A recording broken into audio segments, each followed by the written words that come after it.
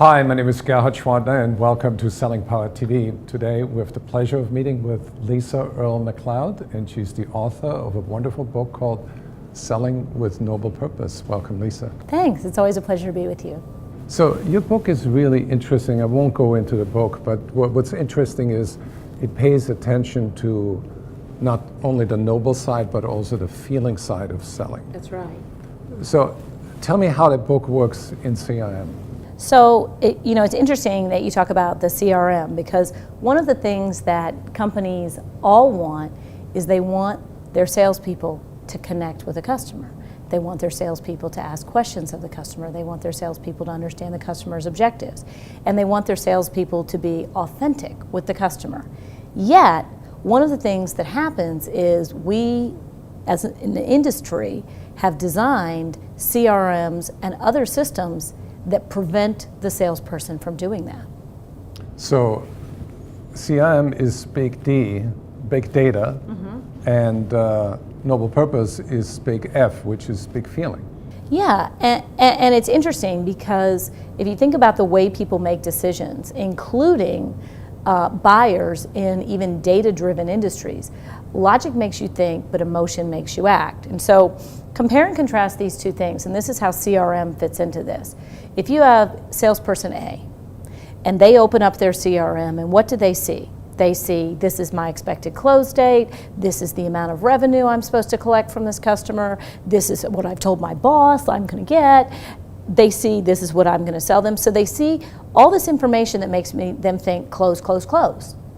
Well, from where the boss sits, that sounds good. But what we know from our studies of thousands of salespeople is they would actually be more effective if they're like salesperson B. Salesperson B opens up their CRM and they say, this is the customer's objectives. This is what the customer is trying to accomplish in the scope of their business. Then they're thinking about the customer when they walk into the call. Salesperson A is thinking about how much revenue they're going to collect. Salesperson B is thinking about the customer, and they will be more likely to close the business. So what you're saying is that logic is the GPS. Yes. And the destination is the heart. Yeah, and it's not just about tapping into feelings and getting emotional. It's much bigger than that. It's about those things coming together. And if you think about, what do I want in a salesperson's head before they go into a sales call?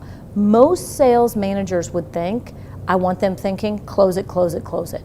That is fatal, because a customer is always reading you. We do it to each other. We read each other unconsciously. So what I really want in that salesperson's head, and the question that we teach managers to ask and that we've incorporated in the CRM sometimes, is how will this customer be better, be different as a result in doing business with us? Because a salesperson who's thinking that before they go on the call can articulate that when they're on the call. Right. So really there are dual roles. The salesperson's role is to create the revenue for the company and provide meaning for the customer. For the customer. And the challenge that we've seen in so many CRM systems is that they're just focused on the revenue piece. How am I going to collect revenue from this customer? Right. How much is it going to be? I mean, you think about the questions. What does a manager ask a sales rep before they go on the call? Right. When are you going to close it? How much is it going to be? Who's the competition? Right. And who are the decision makers? So what are three things that you would integrate into a CRM system so you take care of that emotional side of the sale? Okay, so the three things, and this has had a huge impact on our clients. When we've integrated this into their CRM, some of our clients have actually doubled their revenues.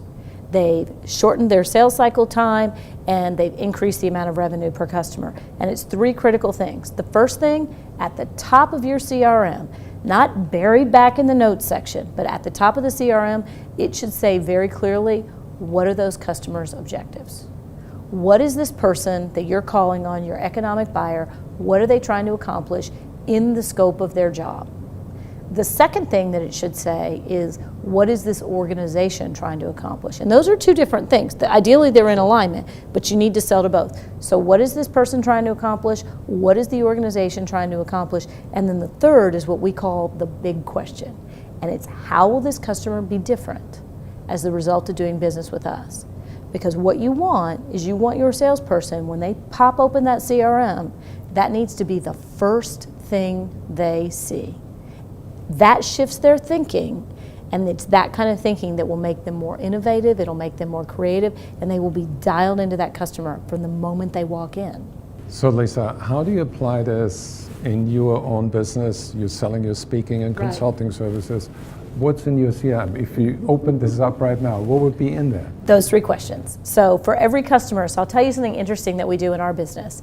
We do, much like other people do, where you've got a list of your customers, you've got the amount of revenue you think you're going to generate from them, some of it's what's in the pipeline, some of it's what we're projecting.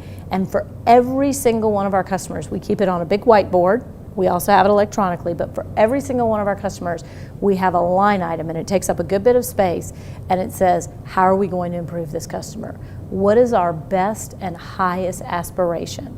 So, for example, we're working with a major pharmaceutical firm, and they have some really aggressive sales targets. They've got a new drug, and so next to their name on our whiteboard, we have heal 25,000 patients. Because if we are successful with this company and we're getting really close to hitting that number, we will have changed the lives of 25,000 patients. And so that reminds me, every time I'm with that CEO and VP of sales, we're gonna help heal 25,000 patients. We need to have urgency about this. And that's very exciting when you recruit salespeople, because Right. they want to contribute to a higher purpose. Well, all the data that we have on people tells us people want purpose and meaning in their jobs. Right now, it's estimated that as many as 50% of people hate their job. There was a very famous New York Times article that went out last year. And one of the reasons why they say there's no meaning in their job. We also know that millennials, the data on them, Deloitte just issued a study, they will not work for a company if there's no sense of purpose. Awesome.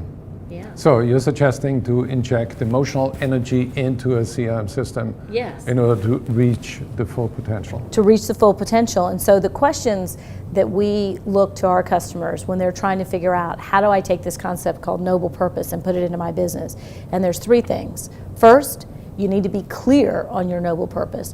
And it doesn't have to be healing the sick. It can just, Define it. yeah, you have to define it. You have to name it and claim it. How do you improve the lives of your customers?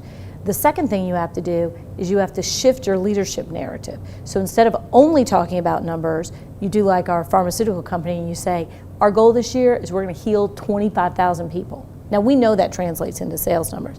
But then the third thing, and this is where people often get tripped up, you have to look at your metrics, and if they are only quantitative metrics and they are all in the service of your own revenue goals, it won't work. So you have to have some qualitative things on your CRM and in your systems that say, how are we improving these customers? And they have to have story to them.